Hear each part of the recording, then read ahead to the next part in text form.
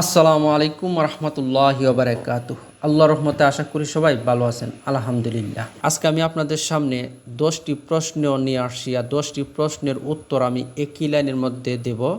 আর যে 10টি প্রশ্ন, এটা আমরা সবাই জানি এবং আমরা সবাই মানি, কিন্তু বাস্তবতা থেকে আমরা দূরে রয়েছি। আর এটা হলো অন্তরের রোগসমূহ। অবশ্যই আমরা এই রোগগুলোর বিষয়ে আল্লাহ তাআলা যেন আমাদেরকে হেদায়েত করে, এমনকি আমরা যেন এই অন্তর রোগসমূহ থেকে নিজেকে দূরে নিয়ে আল্লাহ তাআলার অনুসরণ করে যেন পথ চলতে পারি। আমাদের মধ্যে অনেকেই রয়েছি যা আমরা সবসময় এগুলো পালন করছি, কিন্তু কিছু মানুষ রয়েছি জানি, তারপর মানি, কিন্তু আমরা এমনকি বাস্তবে রূপান্তর করি না, তবেই আমরা এড়িয়ে চলি। তাহলে আসুন আমি একই লাইনের মধ্যে 10টি প্রশ্নের উত্তর একই সাথে দেওয়ার চেষ্টা করব যেন আপনারা সহজে বুঝতে পারেন। তাহলে আসুন আমরা প্রথমেই জেনে নিই। 1 নাম্বার হলো, আমরা আল্লাহর অস্তিত্ব বিশ্বাস করি। উত্তর হলো কিন্তু তার আদেশ নিষেধ মানি না, যা আমাদের মধ্যে কিছু লোক রয়েছে এরকম।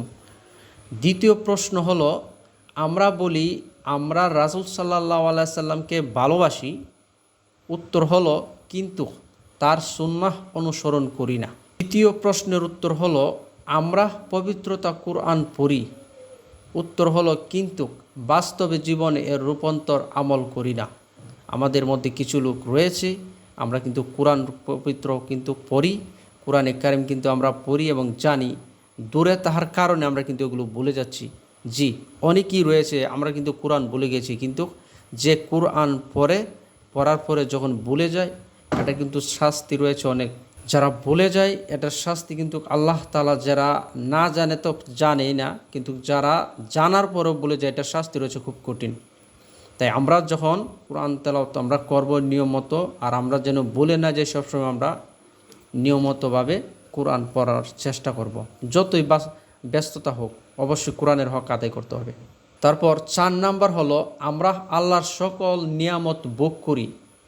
উত্তর হলো কিন্তু কৃতজ্ঞতা ঘোষণা করি না। যে আমাদের মধ্যে কিছু মানুষ রয়েছি যা আমরা মনে করি যে আমার গাছ, আমার টাকা দিয়ে কিনেছি অমুক জিনিসটা, তাই কৃতজ্ঞতা করতে আমরা ভুলে যাই। না, এটা কখনই করবেন না।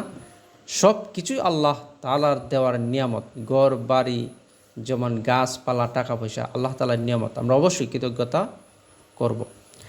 5 নম্বর হলো, আমরা স্বীকার করি শয়তান প্রকাশ্য শত্রু, কিন্তু উত্তর হলো কিন্তু তার গোলামি করি।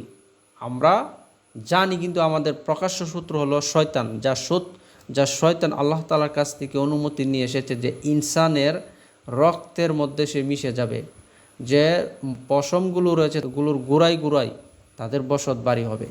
তারপরে কিন্তু আমরা কিছু মানুষ রয়েছি তার গোলামি করি। জি না, আমরা এখন থেকে করব না ইনশাআল্লাহ। 6 নাম্বার হলো, আমরা সকল জান্নাত কামনা করি। অবশ্যই ইনশাআল্লাহ আমরা সবাই জান্নাত কামনা করি। উত্তর হলো কিন্তু এর জন্য কষ্ট করতে চায় না। আল্লাহু আকবার। আল্লাহ তাআলা আমাদের জন্য এত বড়, এত সুন্দর করে জান্নাত তৈরি করেছে, কিন্তু এর জন্য তো অবশ্যই কিছু না কিছু কষ্ট করতেই হবে। যেমন আমরা কোনোখানে চাকরি করি, প্রথমত আমাদের চাকরি কমপ্লিট 1 মাস না হওয়া পর্যন্ত স্যালারিটা আমরা পাই না, তাহলে আমরা কষ্ট করা লাগে না? তো আল্লাহ তাআলা এত বড় একটা জান্নাত আমাদের জন্য রেখেছে, তাহলে আমরা কি জান্নাতের জন্য অবশ্যই কষ্ট করব না? কিন্তু অনেকেই এগুলো জানি, আমরা চাই জান্নাত, কিন্তু জান্নাতের জন্য আমরা কষ্ট করি না। ইনশাআল্লাহ আমরা কিন্তু জান্নাতের জন্য কষ্ট করব। আর কষ্টটা কি শুধু কিছুই না, আল্লাহ তাআলার নিয়ম নীতিগুলো যেন আমরা মানি, হক হালাল দেখে যেন আমরা চলি। 7 নাম্বার হলো, আমরা জাহান্নাম নিক্ষেপ হতে চাই না। অবশ্যই আমরা জাহান্নামে নিক্ষেপ হতে চাই না। উত্তর হলো কিন্তু এর থেকে বাঁচার জন্য কোনো কিছুই করি না। আমাদের অবশ্যই জাহান্নাম থেকে বাঁচতে হবে, আর বাঁচার জন্য আমরা যেগুলো করণীয় অবশ্যই করতে হবে। 8 নাম্বার হলো, আমরা জানি সবাইকে মরতে হবে। উত্তর হলো কিন্তু এর জন্য কোনো প্রস্তুত নেই না, আর এর জন্য আমাদের কোনো প্রস্তুতও নেই। আমরা যখন মৃত্যুকে দাফন করে গিয়ে আসি, তখন আমাদের মনটা খুব নরম হয়ে যায়। আমার দাদা, আমার আব্বা, আমার আম্মা বা আমার পাড়াপড়শি চাচা মারা গেছে, তখন আমাদের মনটা খুব নরম হয়ে যায়। কিন্তু আমরা কিছু মানুষ আছি যে আমাকেও কালকে মরতে হবে, কবরের জন্য আমরা কিছুই করি না। অবশ্যই আমরা সব সময় যেন প্রস্তুত থাকব, বলবো যে আল্লাহ তাআলা আমাদের পবিত্র কালিমা যেন মৃত্যুর সময় মুখে দেই, নসিব করে আল্লাহ তাআলা। জাহান্নাম থেকে বাঁচার জন্য আমাদের যা যা করণীয় আমরা অবশ্যই করব। 9 নাম্বার হলো আমরা গীবত ও অন্যের দুশ্চর্চা করি। এটা কিন্তু খুব গুরুত্বপূর্ণ। 9 নাম্বার প্রশ্নটা কিন্তু খুব গুরুত্বপূর্ণ, যা এখন বাস্তবতার সাথে বলতে গেলে অনেকেই রয়েছে যে এই কাজগুলো কিন্তু অহেরহের চলছে। যে 9 নম্বর প্রশ্নটা হলো আমরা গীবত অন্যের দুশ্চর্চা করি। উত্তর হলো কিন্তু নিজের ভুল প্রান্তিগুলোর দিকে কখনো আমরা তাকাই না, যে আমারও ভুল হচ্ছে, আমারও কোথাও জায়গার মধ্যে আমি ভুল করছি, কিন্তু আমরা কিন্তু গীবত ও অন্যায় দুশ্চর্চায় নিয়ে সেরে অন্যদের কাছে নিয়ে পচাচ্ছি, তাকে ছোটো করছি। কিন্তু অন্য হাদিসের মধ্যে এসেছে, আমাদের প্রিয় নবী সাল্লাল্লাহু আলাইহি সাল্লাম বলেছেন যে জিনাকারীকেও আল্লাহ তাআলা ক্ষমা করতে পারে, কিন্তু যে গীবত করেছে তার ক্ষমা কখনোই হবে না। আল্লাহু আকবার, সুবহানাল্লাহ বিহামদি, সুবহানাল্লাহিল আজিম। কখনোই কোনো সময় কারো গীবত করবেন না, কাউকে ছোট করে গালি দিবেন না, কাউকে তুচ্ছ করবেন না। কেননা আল্লাহ তাআলার সৃষ্টি সবাই, ছোট হোক, সে হাঁটু হোক, সে গরিব হোক, আল্লাহ তাআলার সৃষ্টি। আপনি যে জায়গায় আছেন এ জায়গায় কিন্তু আল্লাহ তাআলার নিয়ামত নিয়ে আপনি কিন্তু দাঁড়িয়ে আছেন।